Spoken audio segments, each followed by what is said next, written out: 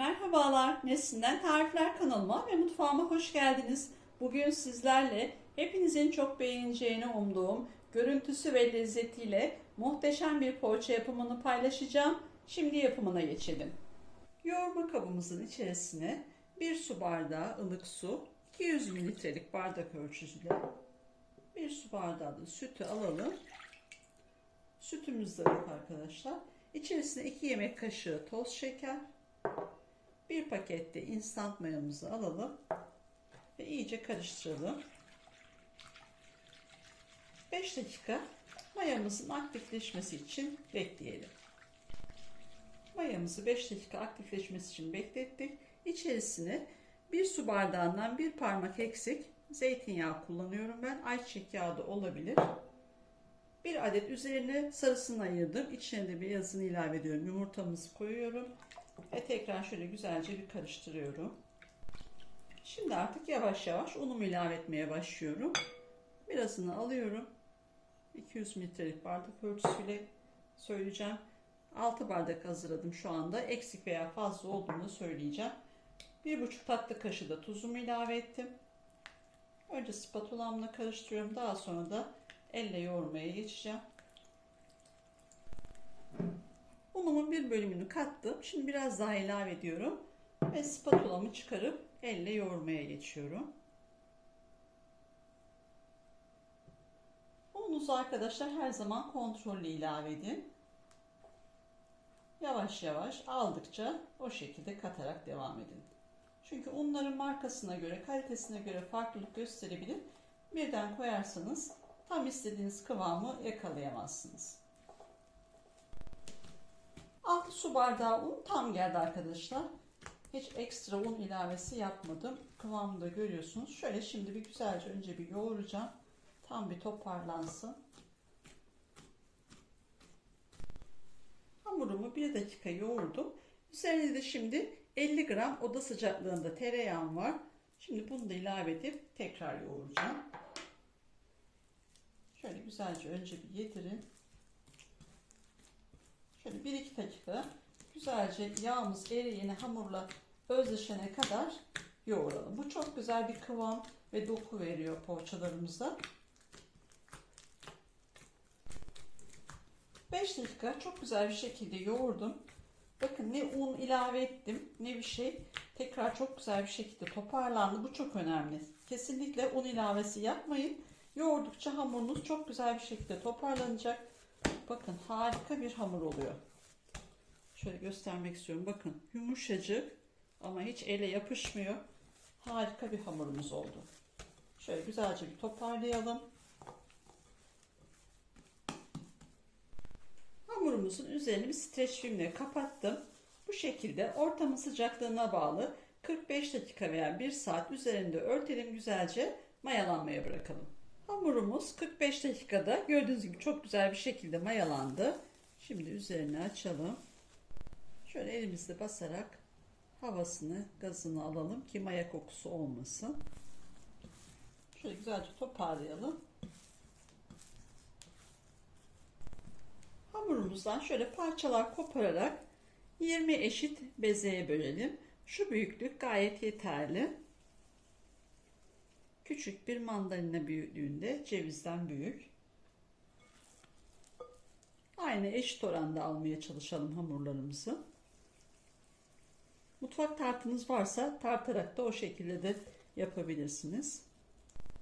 Bütün hamurumu bezelerime ayırdım.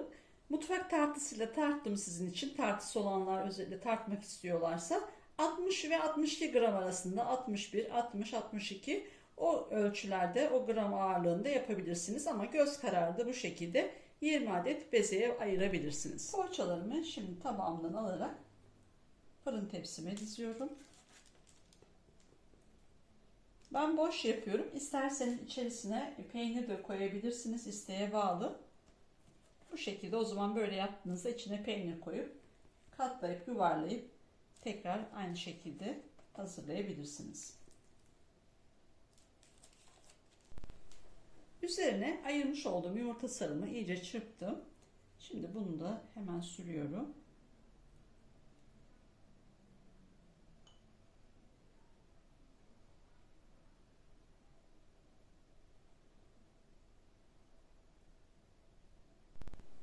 Poğaçalarımın üzerine beyaz susam koyacağım. İsterseniz kavrulmuş susam da koyabilirsiniz. Şöyle bolca atıyoruz ama öyle az değil. Hani komple böyle üstü susam olacak şeklinde. Susamları üzerine iyice yapışsın diye elimizle şöyle hafif bastırabiliriz. İyice yumurta sarısına bulansın ki düşmesin susamlarımız. Şimdi de şöyle bir küçük bıçakla, meyve bıçağı olabilir ama keskin bir bıçakla üzerlerine artı şeklinde keselim poğaçalarımızı. Piştiğinde böyle buralarından ayrılacak, çok güzel bir şekli olacak.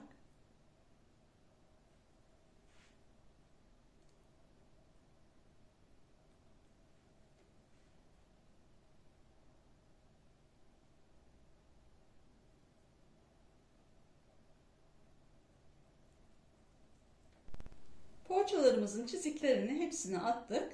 Şimdi de üzerini kapatalım başka bir tepsiyle. 20 dakika tepsi mayasında dinlendirelim. Poğaçalarımız 20 dakika tepsi mayasında dinlendiler. Gördüğünüz gibi çok güzel bir şekilde iyice kabardılar. Artık fırına gitmeye hazır. Önceden ısıtılmış alt üst ayar 180 derecede pişmeye gönderiyorum.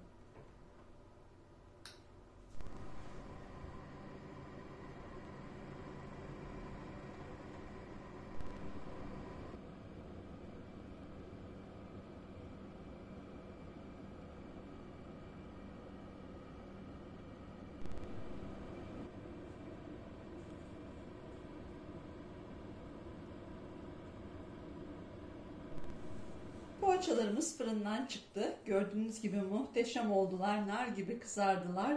Görüntüsü, şekli muhteşem oldu. Benim fırınımda 40 dakikada pişti ama bu her fırına göre farklılık gösterebilir. Ortalama 35 ile 45 dakika arasında fırın performansınıza göre pişme süresi değişebilir. Şimdi poğaçalarımın ilk sıcaklığı çıkması için 5 dakika ılımaya bırakıyorum. Poğaçalarımız 5 dakika bir hafif ılıdı. Şimdi bir tanesini de şöyle İç dokusuna altına üstünde bakalım. Gördüğünüz gibi harika. Bakın nasıl tel tel ayrılıyor. Gerçekten poğaçalarımız muhteşem olmuş arkadaşlar. Üstü bol susamlı, çıtır çıtır, nar gibi kızardı. Altı da üstü de gördüğünüz gibi harika. Şöyle bakın pamuk gibi yumuşacık. Bakın. Gerçekten muhteşem bir poğaça oldu. İster çay saatlerinize, ister beslenmelerinizde kullanabilirsiniz. Sabah kahvaltılarda harika. İçinin güzelliğine bakar mısınız? Nasıl göz göz, yumuşacık, pamuk gibi harika bir poğaça. Umarım sizler de dener ve beğenirsiniz. Tüm deneyenlere şimdiden afiyet olsun. Kanalıma abone olup bana destek olursanız çok sevinirim. Başka bir tarifte görüşmek dileğiyle. Hoşça kalın.